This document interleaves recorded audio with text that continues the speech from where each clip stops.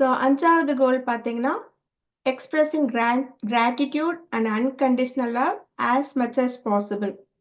So போன கோல் மாதிரி இதுவுமே சப்ஜெக்டிவ் கோல் தான். ஸோ அந்த ஃபர்ஸ்ட் இந்த பாடி மைண்ட் சோல் இந்த ஃபர்ஸ்ட் செட் ஆஃப் கோல்ஸ் வந்து எல்லாமே வந்து கொஞ்சம் கஷ்டமான கோல்ஸ்னு சொல்லலாம். அதுக்கப்புறம் இருக்க எல்லா கோல்ஸும் வந்து ஈஸியா பண்ணிடலாம்.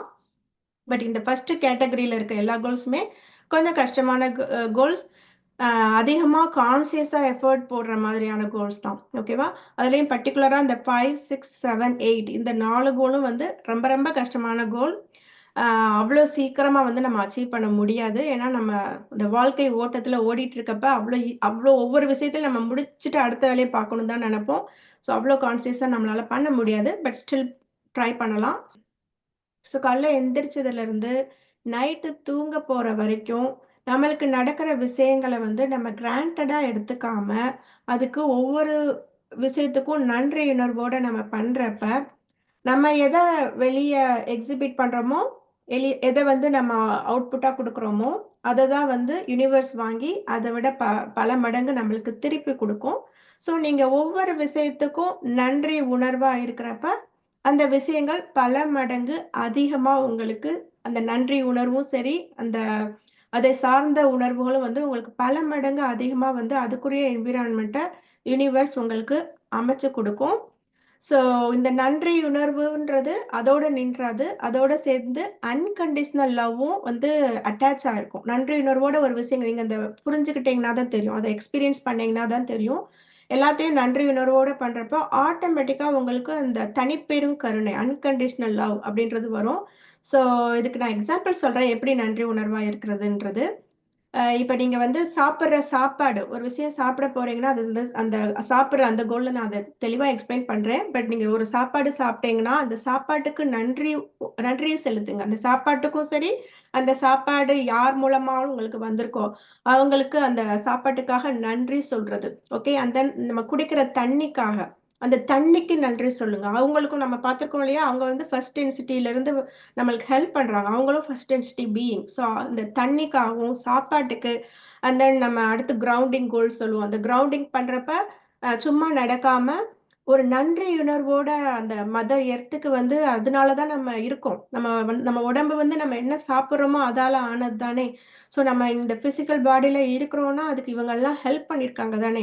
ஸோ அந்த சாப்பாட்டு தண்ணி அந்த மதர் எர்த் நடக்கிற நம்மளுக்கு நிகழ்ற அந்த செயல்களுக்காக நம்மளுக்கு கிடைக்கிற அந்த பிளெஸிங்காக ஒவ்வொரு விஷயத்துக்காகவும் நம்ம நன்றியுணர்வோட இருக்கிறப்ப அது பல மடங்கு வந்து உங்களுக்கு திரும்பி கிடைக்கும். ஸோ இதை தவிர நம்ம பழகுற மனிதர்கள் நம்ம அன்றாடம் வந்து நம்ம பார்க்குற மனுஷங்க அவங்க கிட்டயும் வந்து நன்றியுணர்வா இருக்கணும். நம்ம அம்மா அப்பா, கணவன் இல்ல மனைவி இல்ல குழந்தைகள் இந்த மாதிரி நம்ம வாழ்க்கையில இருக்க எல்லாருக்காகவும் அவங்க நம்ம வாழ்க்கையில வந்ததுக்காகவும் உதவியா இருக்கிறதுக்காகவும் உதவின்றது எல்லா விதத்துலயும் உதவியா இருக்கலாம். நம்மளுக்கு லேர்ன் பண்ணிக்கிறதுக்கு உதவியா இருக்கலாம். நம்மளுக்கு ஒரு விஷயத்த சொல்லித் தரதுக்கு உதவியா இருக்கலாம். ஒரு ஈவன் ஹார்ட் நார்சிஸ்டிக் பிஹேவியர் ரிலேஷன்ஷிப்ல இருக்கிறவங்களுக்கும் சேர்த்துதான் சொல்றேன். அவங்க மூலமா ஒரு விஷயத்தை நீங்க கத்துக்கிறீங்க இல்லையா, அதுக்கு எல்லாத்துக்கும் நீங்க நன்றி உணர்வோட நீங்க இருக்கிறப்ப ஆட்டோமேட்டிக்கா அது பண்றது கஷ்டம்தான்.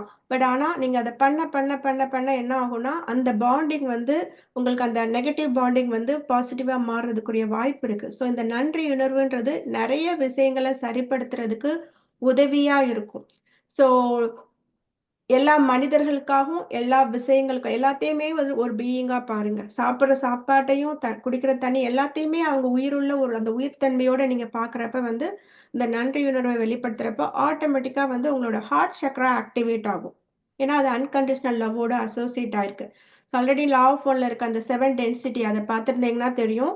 4th டென்சிட்டிக்குரிய மெயின் கேரக்டரிஸ்டிக்ஸ்ல வந்து நான் சொல்லியிருப்பேன். அவங்க சாப்பிடுற சாப்பாட்டை கூட இன்னொரு உயிரை நான் சாப்பிடுறேன்ற நன்றி உணர்வோட சாப்பிடுவாங்க.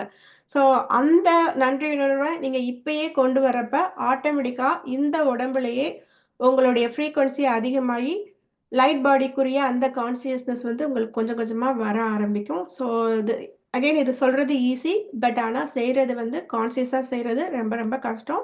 ஸோ கான்சியஸா எஃபர்ட் போடுங்க. நீங்க பண்ற எல்லா விஷயங்களுக்கும் நன்றி உணர்வை வெளிப்படுத்துங்க. அது உங்க வாழ்க்கையில நிறைய மாற்றத்தை கண்டிப்பா ஏற்படுத்தும். எக்ஸ்பீரியன்ஸ் பண்ணி தான் சொல்றேன். மாற்றத்தை ஏற்படுத்தும். ஸோ நம்பி பண்ணுங்க. நன்றி உணர்வா இருக்கிறது தான் இன்னொரு கோல்.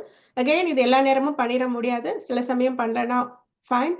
பட் முயற்சி பண்றது அதான் முக்கியம். ஸோ இதுல முன்னாடி வீடியோல வந்து நான் ஒரு விஷயத்த சொல்ல மறந்துட்டேன். ஸோ ஸோ இதை நான் பண்ணிட்டேன் அப்படின்றத நான் எப்படி எனக்கு நானே வந்து ஜட்ஜ் பண்ணிக்குவேன்னா, ஒண்ணு அந்த நாள் ஃபுல்லா வந்து நான் வந்து கோவப்படாம, இல்ல ஒரு நெகட்டிவ் எமோஷனுக்கே போகாம பாசிட்டிவா ஃபுல் டே இருந்தேன்னா, அந்த செக்லிஸ்ட்ல வந்து மீட் பண்ணிட்டேன்னு அர்த்தம். இல்லன்னா ஒரு நெகட்டிவா போறதுக்குரிய ஒரு என்விரான்மெண்ட் அமைச்சு தருது. அந்த மாதிரி ஒரு என்விரான்மெண்ட் இருக்கு. பட் அந்த என்விரான்மெண்ட்லயும் நான் நெகட்டிவா ரியாக்ட் பண்ணாம கான்சியஸா ரெஸ்பாண்ட் பண்றேன். ஓகேவா? அது ஒரு பிளே கிரவுண்ட் தானே. நம்ம லைஃபே ஒரு பிளே கிரவுண்ட் தான். நம்ம என்ன லேர்ன் பண்ணிக்கிட்டோமோ அதை வந்து அங்க அப்ளை பண்றோம். அப்ளை பண்றேன் நான் கான்சியஸா நெகட்டிவா ரியாக்ட் பண்ணாம பொறுமையா பாசிட்டிவா ரியாக்ட் பண்றோமா? அப்படி ரியாக்ட் பண்ணாலும் நான் வந்து அந்த செக்லிஸ்ட்டை மீட் பண்ணிட்டேன்னு அர்த்தம். இந்த இதுல வந்து நான் ஒரு அட்லீஸ்ட் எனக்கு கான்சியஸா ஒரு 4-5 தடவையாவது நன்றி உணர்வோட இருக்கேனா அந்த டேல. ஓகேவா? கிரவுண்டிங் பண்றப்பயோ, சாப்பிடுறப்பயோ, இல்ல மனிதர்களுக்கோ மனசுக்குள்ள போய் ஓப்பனா நன்றி அப்படின்னு சொல்லலனாலும், மனசுக்குள்ளேயே நன்றி உணர்வோட இருக்கிறேனா அப்படின்னு பார்த்து, இது வந்து ஜட்ஜ்மெண்டல். நம்ம வந்து இருக்கிறேன். நான் ஒரு 4-5 தடவையாவது நன்றி உணர்வை வெளிப்படுத்தினேன் அப்படின்னு எனக்கு தோணுச்சுன்னா, அந்த செக்லிஸ்ட்டை மீட் பண்ணிட்டேன்னு அர்த்தம். ஸோ அது வந்து 5th கோல்.